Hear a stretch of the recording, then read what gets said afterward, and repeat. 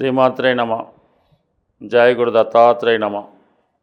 ఈ వీడియోలో మనం సింహరాశి వారికి సెప్టెంబర్ 16 నుంచి 30వ తారీఖు మధ్యలో జరగబోయే పక్ష ఫలితాలు పరిశీలించినప్పుడు సింహరాశి వారికి ఈ గ్రహాల స్థితి చాలా అనుకూలంగా మారడం వల్ల మిమ్మల్ని మీరు రుజువు చేసుకునే విధంగా మీలో ఉన్నటువంటి టాలెంట్కి తగిన గుర్తింపు వచ్చే విధంగా ఈ యొక్క గ్రహస్థితి ఈ పక్షంలో మారడం జరిగింది. ప్రధానంగా సింహరాశిలోకే శుక్రగ్రహ ప్రవేశం, తృతీయ దశమాధిపతిగా శుక్రుడు రాశిలో ప్రవేశించడం వల్ల మీరు ఏ రంగంలో ఉన్నప్పటికీ కూడా, అటు సినిమా రంగంలో ఉన్నా, రాజకీయ రంగంలో ఉన్నా, లేదు వ్యక్తిగతంగా ఏ వృత్తిలో ఉన్నప్పటికీ కూడా ముఖ్యంగా మీలో ఉన్నటువంటి ఆకర్షణ పెరుగుతుంది. ఒక విధమైనటువంటి టాలెంట్తో, సమర్థతో ఎంత గొప్ప విషయాన్నైనా సాధించగలమనే కాన్ఫిడెన్స్ మీకు రావడం జరుగుతూ ఉంటుంది.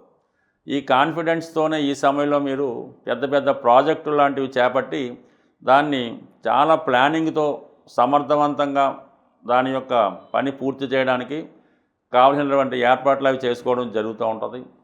అలాగే ఎక్కువగా ఈ శుక్రుడు సినిమా రంగానికి, సింహరాశిలో ఉన్నవాళ్ళు సినిమా డైరెక్షను మొదలగు విభాగాల్లో ఎక్కువ మంది స్వతంత్ర వృత్తిలో ఉంటారు కాబట్టి వాళ్ళకి కూడా కొత్త కొత్త అవకాశాలు రావడం, అలాగే ఏదన్నా కొత్తగా ప్రారంభించడానికి కూడా ఈ గ్రహస్థితి మీకు చాలా అనుకూలంగా ఉన్నది. ఏదైనా ఒక పని ప్రారంభించాలి అనుకున్నప్పుడు మన దగ్గర ఎంత తెలివితేటలు ఉన్నా, ఎంత సమర్థత ఉన్నా, ఫైనాన్స్ అవసరం కంపల్సరీగా ఉంటుంది. దానికి సపోర్ట్ చేస్తూ లాభస్థానంలో గురుగ్రహం మరి కొంతకాలంగా ఉంటూ మరి ఇప్పుడు ఇంకా సమర్థవంతంగా రావడం జరిగింది. ఎందుకంటే శుక్రుడు ధనకారకుడు, ధనాన్ని ఆకర్షించే గ్రహం రాశిలోకి రావడం జరిగింది. దానికి గురువు 11లో ఉండడంతో ఆటోమేటిక్గా రెండు విధాలుగా, అంటే మీకు రాశిలోకి లాభస్థానంలోకి వచ్చాడు, శుక్రుడికి లాభస్థానంలోకి రావడం వల్ల ఆటోమేటిక్గా మీకు ఒక స్త్రీధనం కానీ, మీ టాలెంట్ వల్ల కానీ, అన్నదమ్ములు అక్కచెల్లెల సహకారం వల్ల కానీ కంప్లీట్గా మీకు ఆర్థిక పరంగా సమయానికి ఏదో విధంగా మనీ మీకు దొరుకుతూ ఉంటుంది. దాంతోపాటు మంచి సలహాలు, మంచి టెక్నాలజీ కూడా మీకు లభిస్తూ ఉంటుంది. ఇక దానికి అదనంగా ధనస్థానంలో బుధుడు ఉచ్చులో ఉన్నాడు. అంటే ఒక విధంగా లాభాధిపతి ధనస్థానంలో ఉంటూ వ్యక్తిగతంగా రవితో, అంటే రాష్ట్రాధిపతి రవితో కలిసి ఉండడం వల్ల వ్యక్తిగత సమర్థతతో మీ యొక్క వాక్చాతుర్యంతో చాలా వరకు మీరు మీ యొక్క పనులు సాధించుకుంటారు. అలాగే మీరు ఒక ఇంటర్వ్యూకి వెళ్ళినా, లేదంటే ఒక పోటీ పరీక్ష రాయాలనుకున్నా, ఒక ప్రభుత్వ అధికారిని సంప్రదించిన వాళ్ళ యొక్క అనుకూలత మీకు కంపల్సరీగా రావడం జరుగుతూ ఉంటుంది. ఈ సమయంలో మీరు ఏదైనా ఒక రాజకీయ రంగంలో రాజకీయ పదవి ఆశిస్తున్నా, రాజకీయాల్లో ప్రవేశించాలనుకున్నా, ప్రభుత్వ సర్వీస్లో ఎంటర్ అవ్వాలనుకున్నా, లేదంటే మీరు ఏదైనా మీకు ఒక డాక్టరో, ఒక చార్టెడ్ అకౌంటెంటో, ఒక ఇంజనీరో అయి ఉంటే కంపల్సరీగా ఈ సమయంలో మీరు దానిని మీ యొక్క కార్యరూపంలో దాల్పించి కొత్తగా ఆఫీస్ అది పెట్టి మీ యొక్క వ్యాపారాన్ని ఖచ్చితంగా ఒక కన్సల్టెన్సీలాగా స్టార్ట్ చేయొచ్చు. దానికి తగు విధంగా కూడా ఆదాయం అంతా కూడా బాగా ఏర్పడే అవకాశం ఉన్నది. అయితే చాలా వరకు మిమ్మల్ని మోసం చేయాలని, మిమ్మల్ని వాడుకోవాలని, మిమ్మల్ని వాళ్ళు గ్రిప్లో ఉంచుకొని మిమ్మల్ని రాంగ్ డైరెక్షన్లో నడిపించాలని కొంతమంది ప్రయత్నం జరుగుతూ ఉంటుంది. సప్తమంలో రాహు ఉండడం వలన మీ చుట్టూ మీకు మంచి వాళ్ళగా కనబడుతుంటూ మిమ్మల్ని రాంగ్ వేలో నడిపించే అవకాశాలు చాలా వరకు ఉంటాయి. కాబట్టి అటువంటి వ్యక్తులకి చాలా దూరంగా ఉండడం మంచిది. అది స్నేహితుల రూపంలో అవ్వచ్చు, బంధువుల రూపంలో కూడా వచ్చే అవకాశం ఉంది. కాబట్టి కొద్దిగా మీరు ఎవరన్నా ఏదైనా చెప్పినప్పుడు, ఇటువంటి విషపు మాటలు గట్రా విన్నప్పుడు దాన్ని జాగ్రత్తగా ఆలోచించి ఎంబటినే చర్య తీసుకోకుండా నిదానంగా గమనించవలసి ఉంటుంది. అంటే ఈ సమయంలో అష్టమ శని కూడా మీకు నడడం వల్ల మిమ్మల్ని కొంతమంది బ్లాక్మెయిల్ చేయాలని, మీ దగ్గర ఉన్నటువంటిది ఏదైనా వాళ్ళు అనుకూలంగా మార్చుకోవాలంటే, అంటే మీ యొక్క టాలెంట్ని వాళ్ళు ఉపయోగించుకోవాలని మిమ్మల్ని ఏదో బ్లాక్మెయిల్ చేయడం కానీ, ఎప్పుడో ఏదో జరిగింది బయట పెడతామని, మీకున్నటువంటి బలహీనతలు ఏమైనా ఉంటే అవి బయటపెట్టి మిమ్మల్ని ఇబ్బంది పెట్టాలనే ప్రయత్నాలు ఈ సమయంలో జరుగుతుంటాయి. కాబట్టి వారి విషయంలో చాలా జాగ్రత్తగా ఉండండి. అటువంటి వారికి చాలా వరకు దూరంగా ఉంటేనే మంచిది. సో ఇవన్నీ ఒక పక్కన, కుజుడు సింహరాశి వారికి రవి కన్నా కుజుడు చాలా ఇంపార్టెంట్గా ఉండవలసి ఉంటుంది. అటువంటి కుజుడు 3వ స్థానంలో రావడం వల్ల మీ యొక్క ప్రయత్నాలు, అంటే భాగ్యాధిపతిగా 3వ స్థానంలోకి వచ్చినప్పుడు చాలామందికి విదేశ అవకాశాలు వస్తుంటాయి. దూరంగా ఉన్నటువంటి మీ బంధువుల్ని లేదంటే మీ సంతానాన్ని కలుసుకునే అవకాశాలు కూడా రావడం జరుగుతుంటుంది. అంటే సాధారణంగా ఈ కుజుడు రియల్ ఎస్టేట్ వ్యాపారానికి లేదంటే ఏదైనా అధికార హోదా కలిగినటువంటి ఉద్యోగాలకి కారణమవుతుంటాడు. అటువంటి వారు మీరు ఏదైనా మీరున్న ప్రాంతంలో కాకుండా వేరే ప్రాంతంలో ఏదైనా స్థిరాస్తి కొనాలన్నా, అక్కడ ఏదైనా వెంచరు రియల్ ఎస్టేట్ స్థాపించాలన్నా, లేదంటే వేరే స్టేట్లో కానీ వేరే ప్రాంతంలో కానీ మీ వృత్తి వ్యాపారాలు స్టార్ట్ చేయాలన్నా ఈ కుజగ్రహం మీకు చాలా బలంగా చెప్తోంది. అలాగే మూడులో ఉన్నటువంటి కుజుడు దశమ స్థానాన్ని వీక్షిస్తూ ఉంటాడు. అంటే దశమం అనేది వృత్తి చెప్తే తృతీయం అనేది వృత్తిలో మార్పు కొరకు చెప్తూ ఉంటుంది. సడన్గా వృత్తిలో పరమైనటువంటి మార్పులు కూడా రావడం జరుగుతుంది. బట్ ఏదైనా మీరు కొంతకాలం పాటు ప్రస్తుతం చేస్తున్నటువంటి వృత్తికి విరామం చెప్పి వేరే వృత్తిలో ప్రవేశించడానికి చాలా ఎక్కువగా ఈ గ్రహస్థితి బలంగా ఉంది.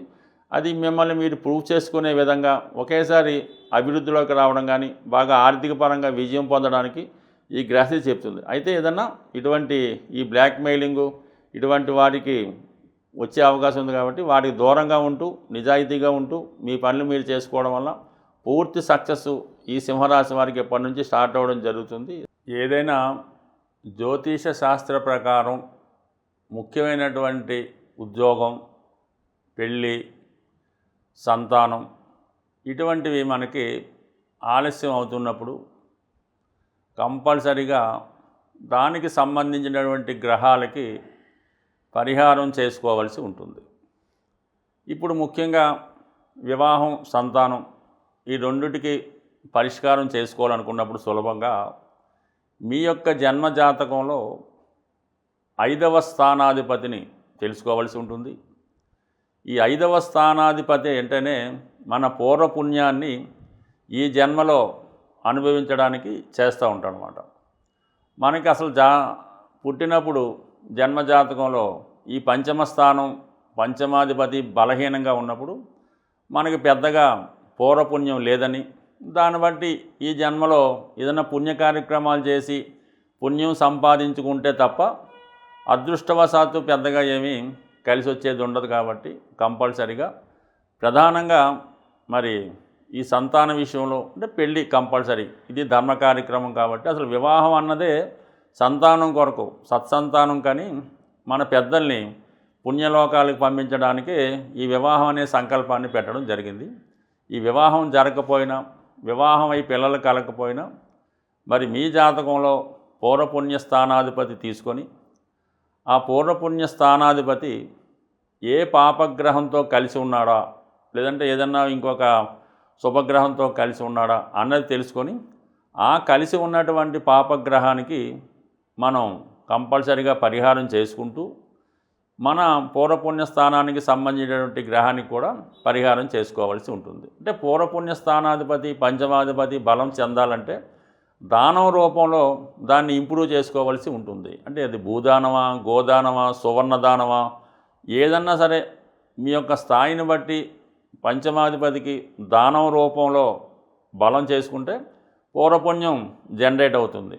అయితే దానికి ఒక పాపగ్రహం చూసినా, ఒక పాపగ్రహం కలిసి ఉన్నా ఆ పాపగ్రహానికి పరిహారం చేయాలి. అంటే దానికి దానం రూపంలో కాకుండా ఆ గ్రహానికి జపం చేయించడం వల్ల కానీ, లేదంటే ఆ గ్రహానికి సంబంధించినటువంటి దేవతని ఆరాధించి హోమం, అంటే జపంతో పాటు జపము, దానం, తర్పణం, హోమం ఇవన్నీ చేయించుకోవడం వల్ల ఆ గ్రహం సంతృప్తి చెంది మీకు శీఘ్ర ఫలితాన్ని ఇవ్వడం జరుగుతూ ఉంటుంది. అంటే దీనికి ఇంకా సులువైన టెక్నిక్గా మనం తెలుసుకోవాలనుకుంటే ఏదైనా మనకి ఒక పాపగ్రహ ప్రభావం జలతత్వ రాశుల్లో పడినప్పుడు అభిషేకం ద్వారా, అగ్నితత్వ రాశుల్లో పడినప్పుడు హోమం ద్వారా ఈ పరిహారం చేసుకోవడం వల్ల మరింత తొందరగా ఆ పరిహారం మనకి లభించే అవకాశం ఉంది. అయితే నేను చెప్పినటువంటి ఈ రెమెడీ కొద్దిగా జ్యోతిష శాస్త్ర పరిజ్ఞానం ఉన్న వాళ్ళకి అర్థమవుతుంది. ఇక సాధారణ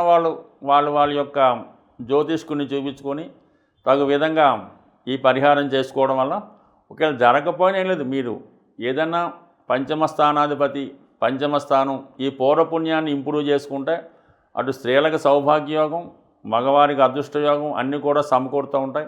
దానివల్ల ఏంటంటే సరైనటువంటి జ్యోతిష్కుడి వద్ద జాతకాన్ని చూపించుకొని దానం రూపంలోనే ఈ పంచమాధిపతిని ఇంప్రూవ్ చేసుకుంటే మీ యొక్క పూర్వపుణ్యం జనరేట్ అయి ఈ జన్మలో జరగవలసినటువంటి ముఖ్యమైన కార్యక్రమాలు జరిగే అవకాశం ఉంది.